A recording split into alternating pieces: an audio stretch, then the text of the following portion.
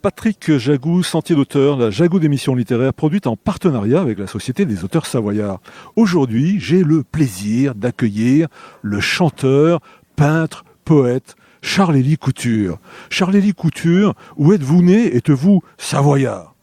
Je ne suis pas savoyard. J'ai une partie de la famille de ma femme qui est d'Aix-les-Bains, mais moi-même, je suis né en Lorraine. Je suis né à Nancy, à la maternité régionale, en février 1956. Voilà le point de départ.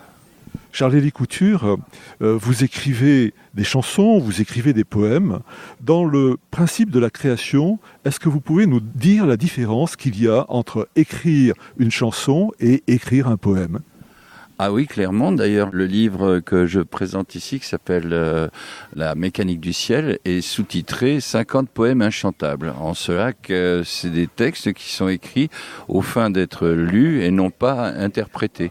Quand j'écris une chanson, je peux la réécrire 15-20 fois, de façon à polir chacun des mots et à les rendre comme des galets, si tu veux, qui puissent exister dans l'eau de la musique, si je puis dire. Alors que quand j'écris un texte poétique, il est écrit en 1-2 fois pour corriger les fautes d'orthographe éventuellement, mais qui a la musicalité des mots et celle que le lecteur va s'inventer pour lui-même. Donc c'est assez différent comme chose, puisque quand je commence à écrire une chanson, j'ai un peu une idée de ce que je veux développer, et c'est une idée, alors que quand j'écris un texte poétique, il apparaît en moi au fur et à mesure que les mots me viennent. C'est une sorte de peinture, si tu veux. L'écriture poétique qui va devenir soit versifiée, soit stancée par phrase, elle se fait en une sorte d'improvisation comme ça.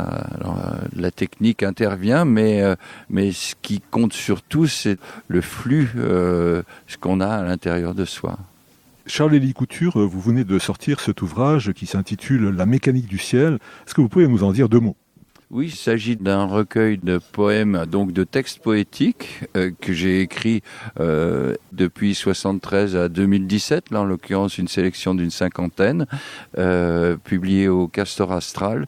Et c'est un livre qui s'est fait sur le temps, parce qu'au départ, c'était un petit éditeur de Nancy qui m'avait demandé de réunir des textes. Puis ça m'a pris un peu plus de temps que ce que j'avais initialement imaginé. Et puis je me suis pris à plaisir à vouloir faire paraître ça. Simplement, la poésie en France actuellement souffre d'un déficit clair et net, vu que les gens préfèrent qu'on leur raconte des histoires longues et construites comme des scénarios, plutôt que réellement des poèmes.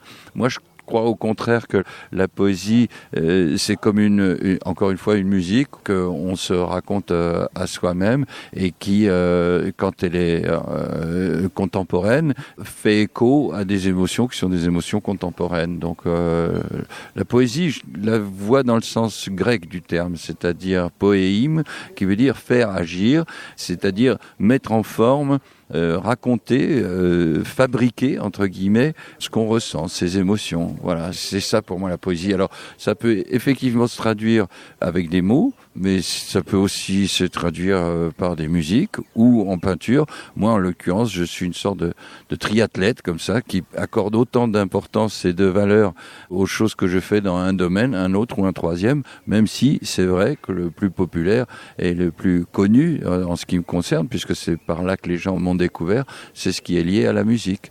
Donc j'ai sorti mon 23e album en janvier qui s'appelle Même pas sommeil. C'est avec ce disque-là que je suis souvent en tournée et que j'ai plaisir à rencontrer un public qui m'est resté fidèle, même quand je suis parti m'installer pendant 15 ans à New York.